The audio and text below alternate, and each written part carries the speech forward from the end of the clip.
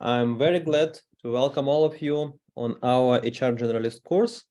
And today we have our first class about who or what an HR Generalist is and their role in the company. So this is the very beginning of our course, the very first webinar.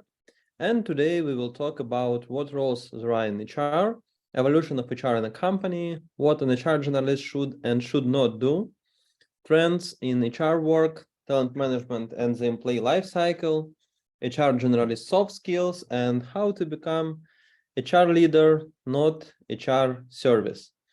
This course has its own website. This is a link to the website. And on this course, you will learn how to be HR Generalist, how to obtain this role. And this role is very important and very interesting, I would say. So just a second. Yeah, let's start. Let me introduce myself. Actually, my name is Mike Pritula, and I worked in these beautiful companies. I began at bank. The name of this bank currently is Sense Bank. Then I continued with television. It was Starlight Media television company. Then I joined Wargaming, which is game development company. And then I worked for Preply and Ideals. Preply was a startup at the moment, and Ideals is IT company. And now I have my academy, my Talent Academy, and I work with PeopleForce as HR advisor. And yeah, here is a list of best practices that I highly recommend you to follow and to read their researches, studies, to take their tools, and to base your work on that. And about homework, as usual, this course, as all of our courses, it has homework that I check and give you feedback. And after completing all your homeworks, you will receive our diploma. So this is a requirement, right? To submit all your homework and have my feedback. We give you diploma on a very popular platform, the same platform that Google, Harvard University, even Slack gives their diplomas to employees.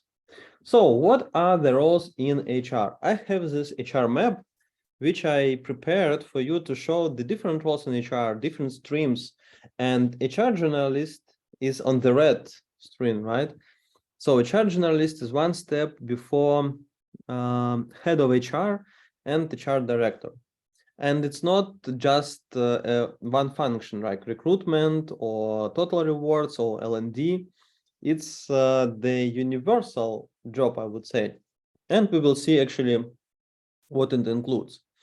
So if we talk about different HR roles and HR departments, HR functions, we usually can find following, like staff records, it's the very basic. They just do some paperwork and now maybe submit data into electronic systems. Then, of course, recruiting and onboarding, which is very important, right? Then employer brand and internal communications, training and development, compensation and benefits, HR automation, business partnerships, and operational support. And HR Generalist, which we are talking about today, is HR department in the one single person, right? So all these functions, all these roles put into one person, which is why making it this role very interesting and very important. It's HR director at the early stage of a company development. I would say the standard role progression for this person is to become HR director later sooner. It's the right hand of the CEO. This role works very close to the CEO. They work together, and that's why it's a very great opportunity to learn from the CEO. It's a person in charge of personnel in the company. It's like a people person. Internal HR expert and consultant. That's why it's very important to be a professional in this role. And sometimes also this role becomes the chief operation officer at some point. So that's what HR Generalist is. And because of that, because of the specific of this role, and because of being the whole HR department in one person, this role needs to obtain and to handle all these competencies. And it contains hard skills and soft skills, of course. And as you can see, there are lots of information you have to learn to be a very good HR generalist. And in what kind of companies we can find this role? What kind of HR configuration could be that this role could fit into this structure? So let's see the different variations of HR configuration, and let's understand why some companies they have HR generalist, while in other they have more people. So I would say there are 6 different HR construction models. The first one is without HR, which is now is not so popular as it was before, because maybe let's say even 5 years ago, I could hear that, we don't have HR at all and we're proud of it. We can do everything without HR. We don't need actually HR. HR is something old-fashioned, but now I think every company understands they need HR. And some of the companies, they hire HR from the very beginning, like having 3 co-founders and then they hire HR, because I understand someone has to bring these A players into the company, help them with onboarding, with all this motivational culture, performance, and other stuff. So if there is no HR, someone takes the role, like CEO, some part of the role, then line managers, supervisors, maybe assistant to the CEO takes some role. So I wouldn't say there is no HR. There is HR, but it's divided into different people. Then, after some point, when company grows, they understand they need HR. They can call it HR manager, HR specialist, or even maybe a recruiter, but they require this person actually to do and to perform all the work from HR, not just recruitment. And that's why this role is called HR. This role is called HR generalist. Generalist means it does everything. That is why it's generalist, right? So this person does staff records, recruiting and onboarding, training and development, evaluation, compensation, communication, everything. Yeah, the role could be very different from some companies. It could be like 80% of recruitment and just 20% of the rest. In some companies, they don't have this high volume of hiring, and that is why this role is more about maybe motivation and development of employees. So the percentage could be different, but usually this role is in charge of all HR functions. And if this role is single HR in the company, then it's HR generalist. If there is other HR, it's not HR generalist anymore. It becomes maybe HR leader, head of HR, I don't know, maybe head of talent, people talent. They could call it in different names, but it's not HR generalist. So let's say there is some other people. Actually, HR generalist could hire another person to be a recruiter, but usually they have so many duties and so many tasks, they can't afford just one person to do just one single function. They require this person to do at least 2 or 3 functions. That's why I call this 3-in-1, which means that every people under the head of HR does several different functions, perform several different roles. I call it HR manager. Actually, HR manager could be a very, not a very, but a little bit disappointed, because we know that a manager is someone who manages something, right? So usually HR manager could be this person and then HR specialist. But nowadays, HR manager as a title, the job title, is so, how to say, is so inflated that a lot of more junior roles are called HR manager. That's why I put this name as HR manager under the head of HR. But it also could be HR specialist or even maybe other names. And it means that these 2 or maybe 1 or 3 or even more HR managers, they do several functions at the same time, like recruitment plus onboarding, compensation plus employee development, right?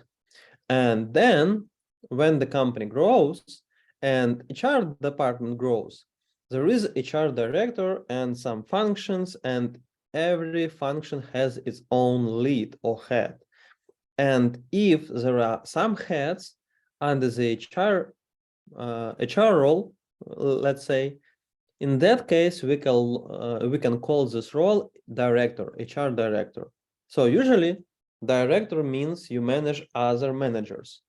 If there is no managers under this role, it's not a director. It's HR lead, head of HR, whatever you call it, but not a director. So director role means there are some heads under it. And these heads, they perform just one function. They have their own teams to perform their work. It also could be some heads under the HR director and some just individual contributors reporting directly to HR director. That's okay. And then when the company even grow more, and let's say overcome 1,000 employees, it usually needs even more HR people. And usually the standard idea is to add some HR business partners. Actually, HR business partners, they are clone of HR directors. They work as business leaders. They provide their consulting. They coach business leaders. So they just copy paste HR directors.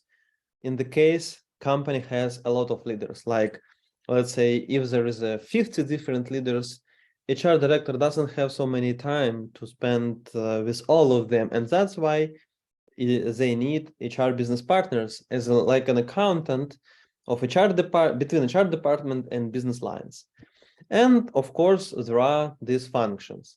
So HR business partners, they are subordinates both to HR director and to business leaders, and they work with HR functions. They are not leaders, they are not managers to HR functions. They like a clients and vice versa. This function, the clients of HR business partners, because if let's say head of talent acquisition needs a recruitment plan for the upcoming years, head of talent acquisition goes to HR business partners and say, hey guys, we need staffing plan for this year, so please work with your leaders and prepare this plan. What kind of people you need in your departments. And sometimes it could be even more complicated, more effective HR structure. The name of the structure is triple-edged model because it's like three different big directions: functional directions, HR business partnership, and operations. Operations usually work with day-to-day activities, with HR automation, HR analytics, employee support. That's HR operations.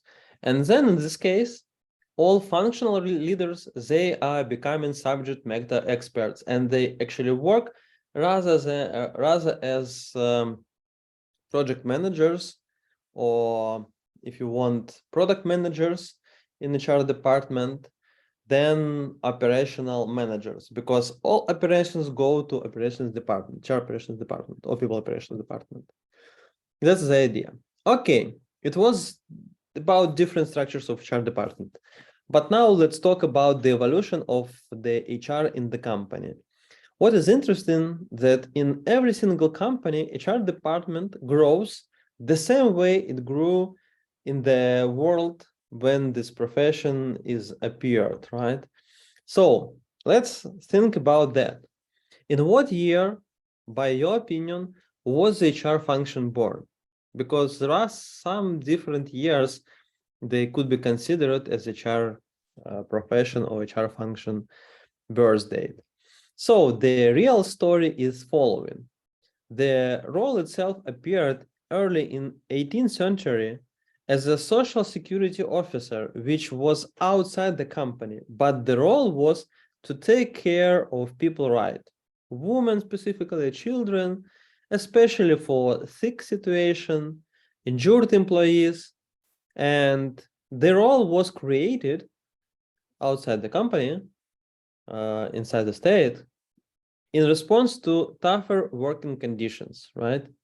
Then staff records role was created in response to world wars, where so many employees were absent. They were moving from one country to another, from one job to another. They were hired for service in the army, and that is why there is needed to track all these movings. And staff records was very important just to account all people. Later, human resources manager appeared. It was, I would say, 60s.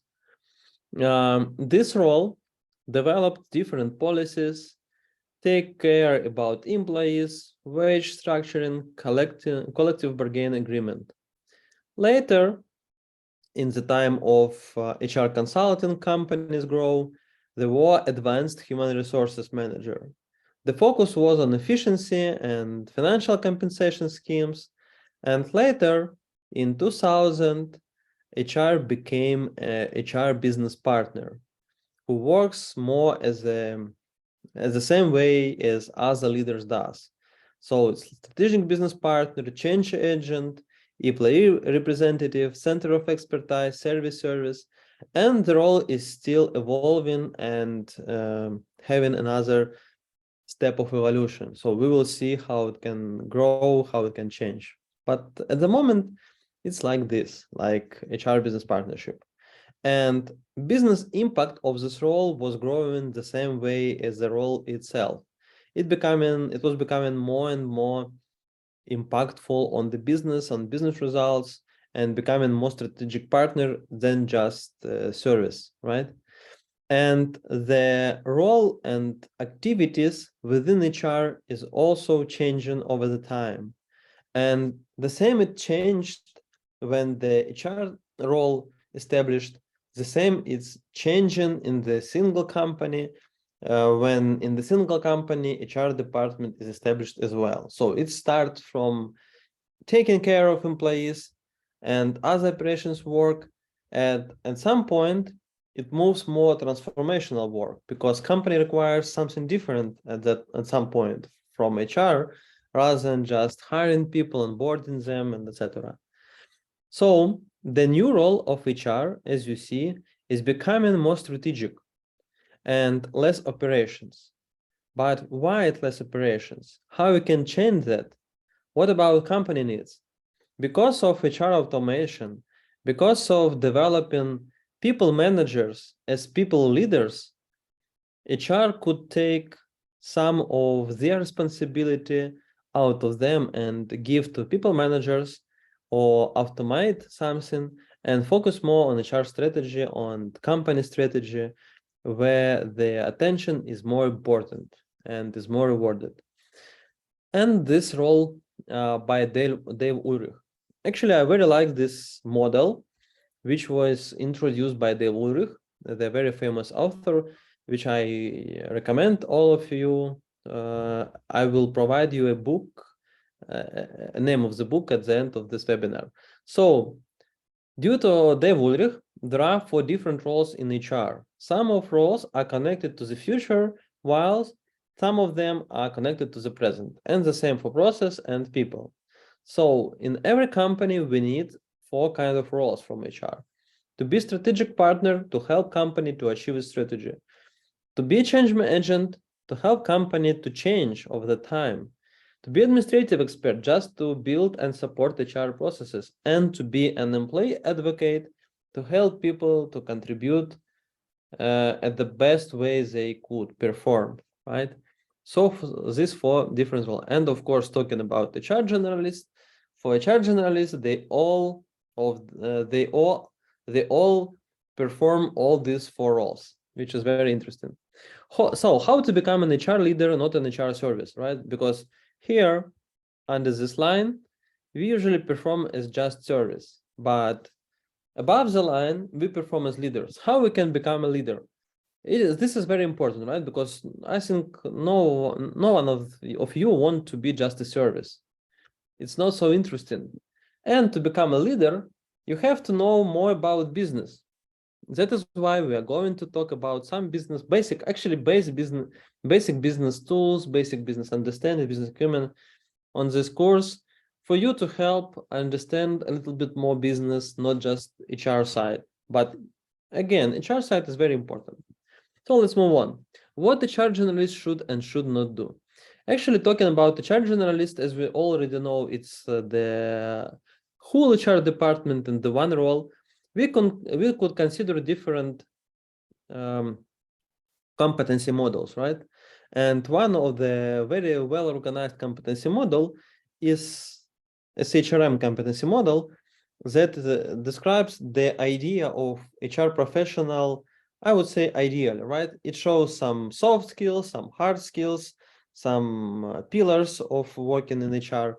So let's take this competency model and dive deep into it.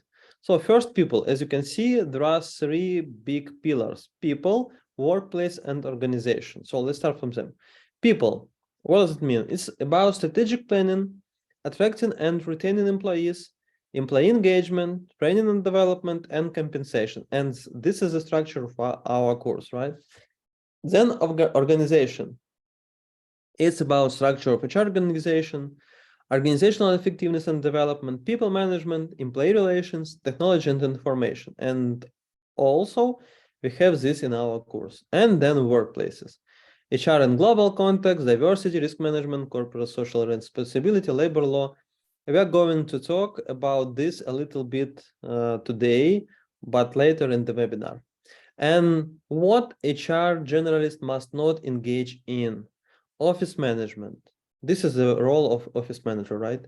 Conducting meetings with employees instead of managers. The role could conduct these meetings, but not instead, but additionally to managers. Recruiting only, then it's just a recruiter. So don't call recruiters HR generalist if they do also only recruitment. Working with a manager calendar, it's assistant role. Running errands for team leaders, it's not the role, right? So soft skills for HR generalist. I would say soft skills are at the same level of importance as the hard skills, because usually a good employee, a good professional is a combination of hard skills and soft skills. What kind of soft skills does HR generalist need? Leadership and navigation, the same as HR director, because it's a single role, right? There is no HR director to help this role to lead. So its ability to guide and facilitate initiatives within the organization, supporting or change the organizational culture, work with other tops or top managers or C-level managers to develop the company's vision, mission, and strategy. Provides a link between HR's mission and vision and business strategy. And actually, we are going to talk about developing HR strategy very soon. Then, of course, ethical practice, which is very important nowadays, because who else than HR generalist will take care about ethics when it's talking about employees. Then, of course, business acumen. The role is very business oriented. It has to be very close to business leaders. And it's very important, focus your work, focus your efforts around business issues, around business needs, not just people needs, people issues, which also are very important, but not only. Then, of course, relationship management. The HR generalist role, kind of a glue in the company. It connects all dots, all people to work as a whole team. That is why relationship management is very important. But it's not only about internal relations.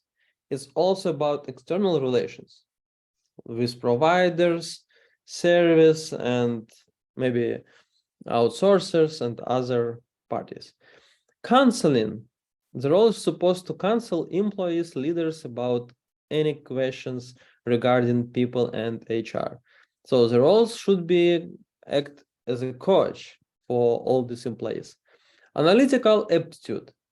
There is no only psychology in this role, which is very important, I think, because psychology is about people behavior, but also about hard numbers and figures and facts and statistics to make some decisions about employees. The gut feeling is very important, but analytics is not less important than that. So it's about also taking some decisions based on analytics. Global and cultural effectiveness. As we will see later today, the world is becoming more and more global. And that is why it's very important to be a global and cultural effective player. Then, of course, communications. It's a lot about communications. You have to communicate very well. You have to communicate in both ways, to employees, to the company, to the external audience, like candidates, like service providers, maybe some officials. Why not? Okay, it was about hard skills and soft skills. Now let's talk about trends in HR work. This role is changing, is emerging, is under the constant evolving, right? So we have to consider some trends and understand how they influence our role. So let's start from this. The one trend that was evolving over the time, and actually now it's just a culmination of it, is comfortable offices. Something that Google started maybe a decade ago, and then other companies just followed and copied, and that's good. Actually, I like to recommend all HR people and business leaders and business owners to think about the following idea. Imagine your employees wake up early in the morning in their comfortable bed and in their apartments. They see some interior, they see some furniture, some design things, right, in their apartment, and then they go to work. Think in terms of interior, in terms of how to say, in terms of emotions of employees, which one is more comfortable and looks better, their home or their work? If it's about their home, which looks better than their work, the question is why they should go to work. Emotionally, psychologically, they can to go to work to earn some money. It's logically. But internally, by emotions, they want to resist this, right? They can't be effective employees if emotionally they don't want to go to work. So the very basic idea actually for every company is to build the kind of office that a little bit, let's say a little bit more attractive than the home of their employees. Having different employees of different level of income in different countries means having maybe different offices. But if you want to hire top players, employees, maybe very well paid, then you have to think about your office very well. Otherwise, you will have dismotivated employees, which is very bad. Then, of course, hybrid workstations. We see how remote work is coming into our life, and it's for a long time. It's not just something for temporary, right? And we see how companies should adapt to it. And hybrid workstations, when you can mix effectively remote employees and in-office employees, is something you have to consider. Then, of course, remote work. Remote work is not a trend anymore. I would say it's our reality. It was a trend before the COVID-19, right? I would say even in 2018, it was a very trendy. Lots of companies, they were experimenting with that, but then they pushed to send employees to remote work. But being pushed doesn't mean being effective at remote work. A lot of companies, they are still not so effective in remote work. They are in an in-office job because they don't adapt their approach to remote people. They don't understand they need more tools, different culture, actually even different HR work. If you have remote employees, you lose personal touch, human touch with your people. From a lot of my network, a lot of my friends I hear, they actually just standard employees in different companies. I hear we are not more feeling our HR. It seems like HR disappeared when we went to remote. They don't help us. Okay, at least they don't disturb us. That's okay. But HR work is not about not disturbing people.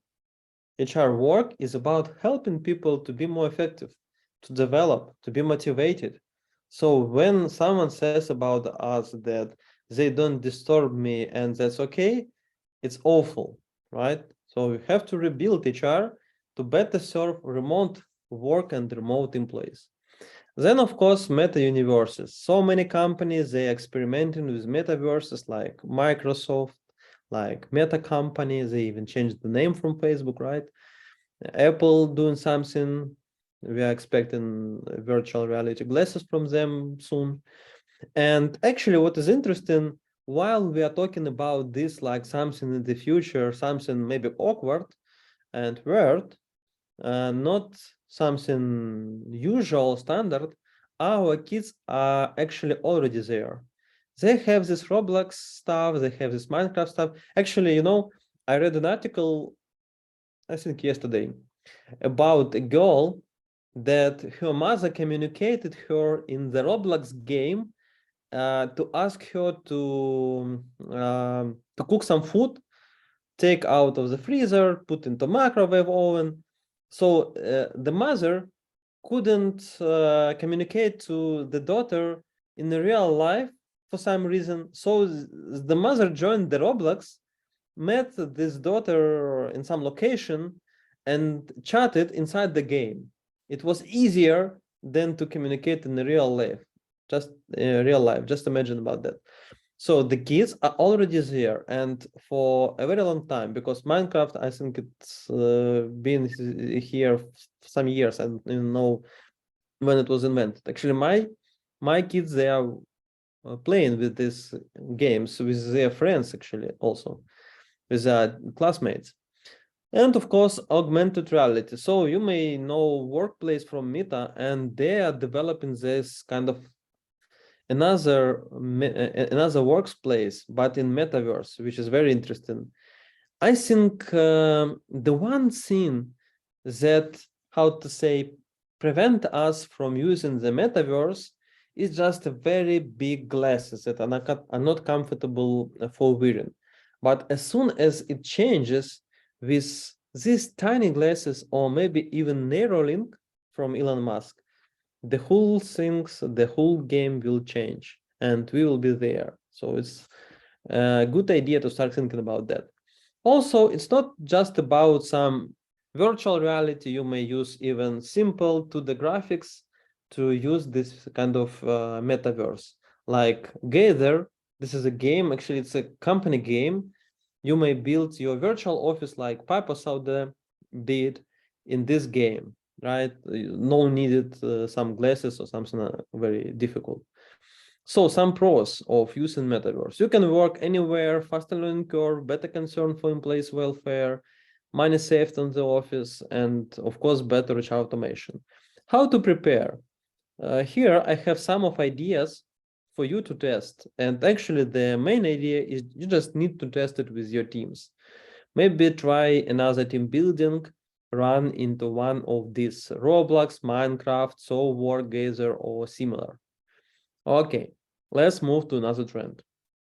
This trend I consider maybe as the most important because it's happening right now, which is very awkward and actually it's very awful, because we thought that this bad thing could just disappear after the world is becoming more developed and more human-oriented, but it still happens. What I mean, like there were fires in Australia, I think it was 2018, when the whole world saw these awful pictures with animals being in the fire.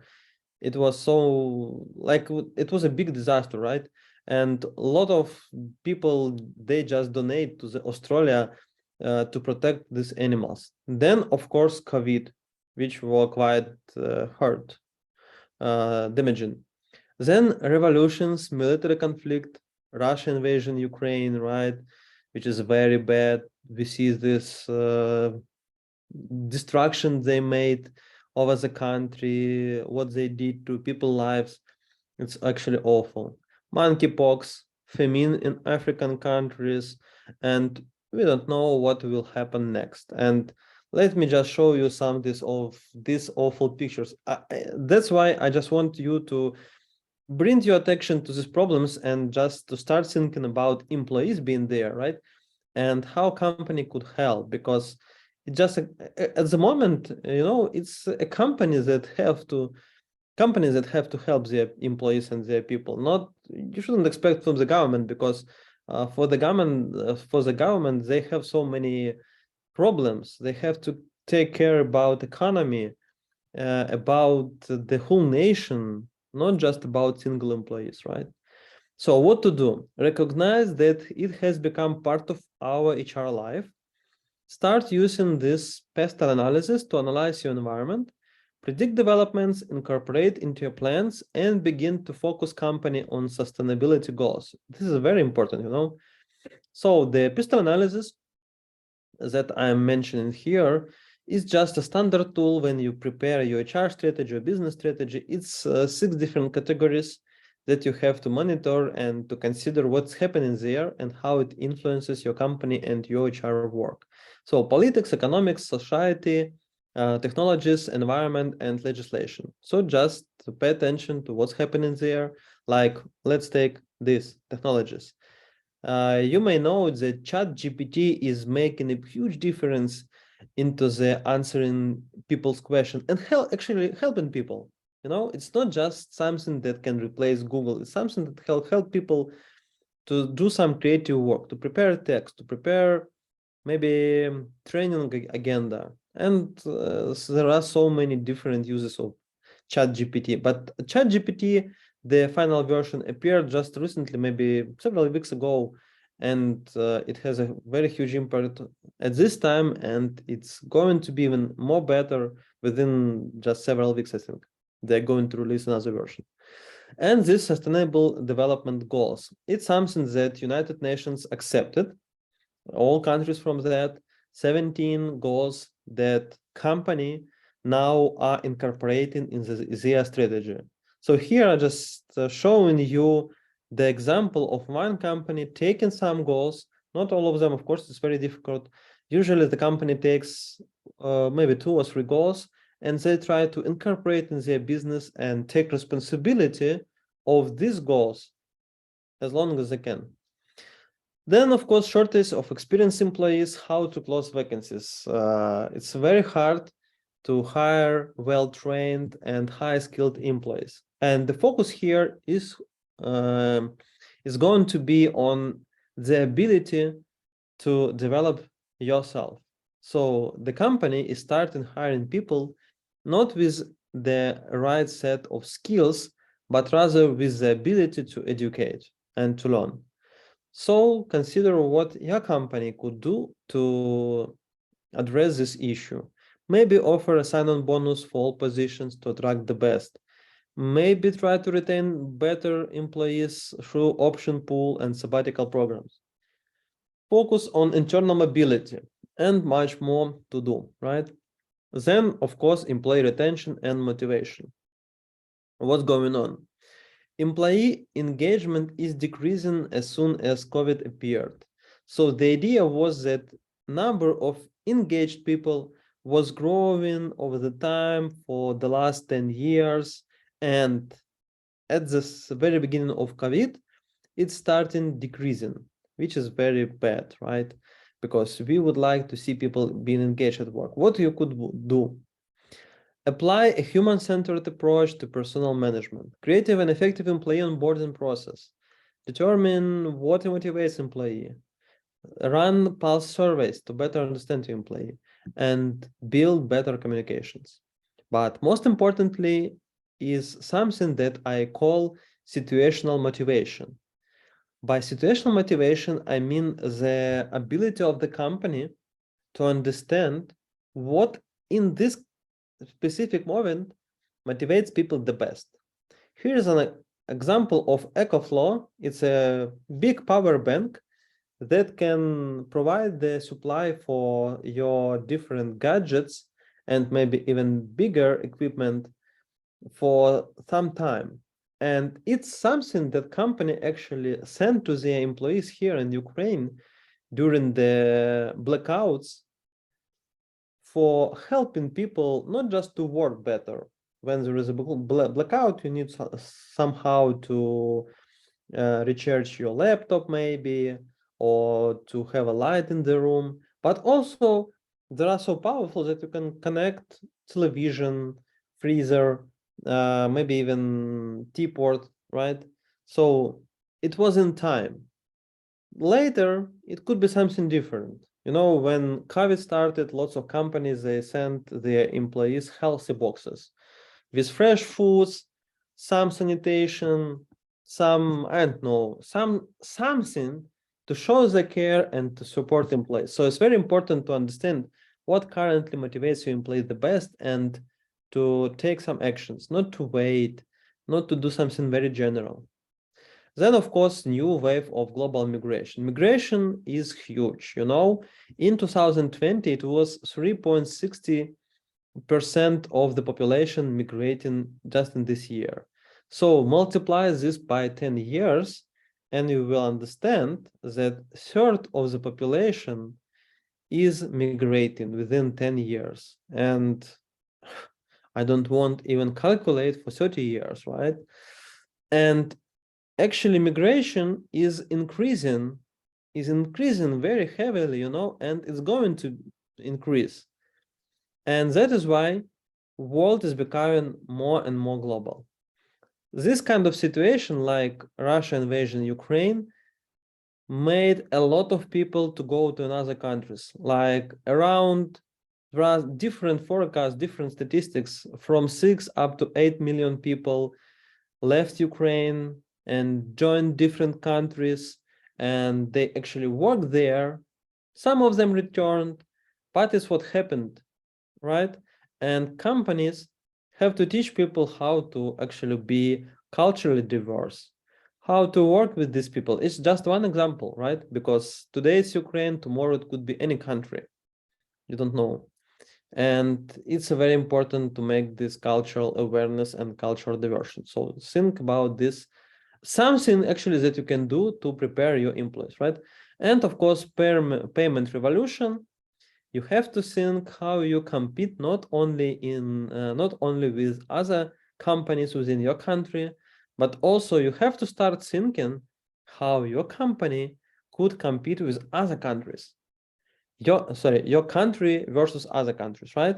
So just start from the exploring what's the cost of living and other interesting facts about other countries. Use this number aside and put 2 cities to compare cost of living, but also consider different facts.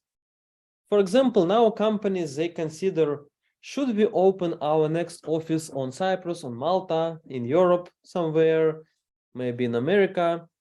What is more competitive? How we can attract best people to the new office, and what country will suit this best? Something you have to consider comparing different countries. And what to do? Compare your country to others, write out the advantages. You have to sell not only company advantages, but also your country advantages, especially if you have a relocation program, if you hire people from abroad. Here, I'm providing you some useful links to consider and to read. And here is a list of everything that HR Generalist does in the company. And actually, this is our program of this course. So just join our course and become better HR Generalist. I think you will enjoy this work, and it's a very good beginning if you want to become an HR director in the future. No matter what's your current role, I think this course is quite suitable. It's very general and yeah, and simple and effective.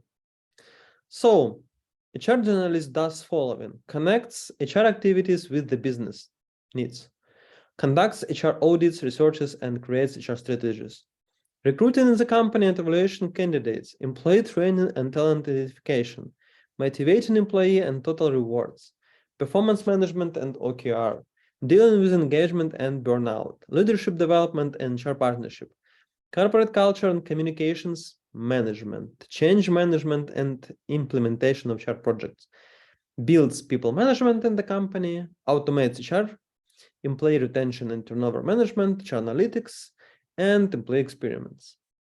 Homework: evaluate your professional knowledge in these 15 major areas of HR in the company subjectively on a 10-point scale, and evaluate in all 15 areas what percentage of knowledge you currently use in your work.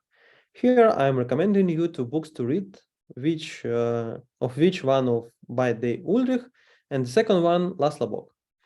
And today that's all. Thank you for your attention, and I'm waiting for homework, and see you soon. Just join our course, and we will work together all these webinars. That's all. Thank you. Bye bye. See you soon.